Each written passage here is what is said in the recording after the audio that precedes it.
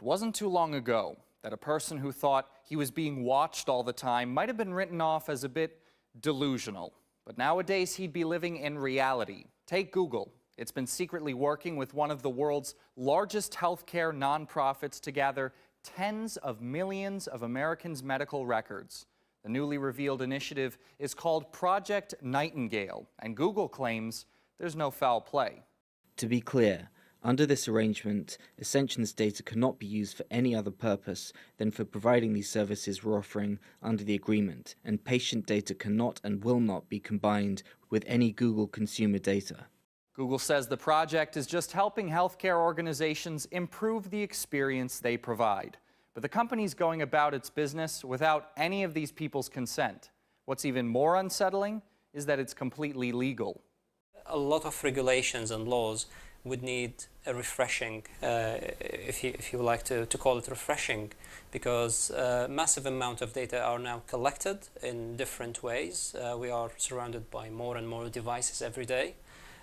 So a lot of laws and regulations needs to be revisited. When it comes to companies snooping around their users' information, Google is far from the only one. iPhone users don't know their app activity is being sent to advertisers by default.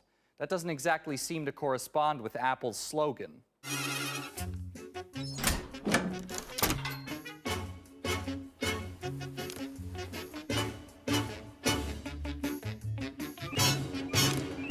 You can, of course, opt out, but Apple says you'll see the same amount of ads, and they just won't be as interesting. But what about Cambridge Analytica? 50 million Facebook profiles had their information harvested by means of a seemingly harmless app with special permission from Facebook.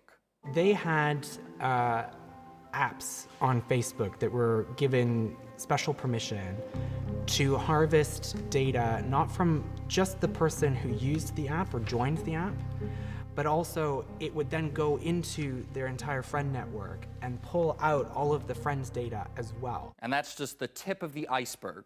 Right now, thousands of apps are accessing the data of millions of Facebook profiles. Instagram is using people's personal information for basically anything it wants. The list goes on and on.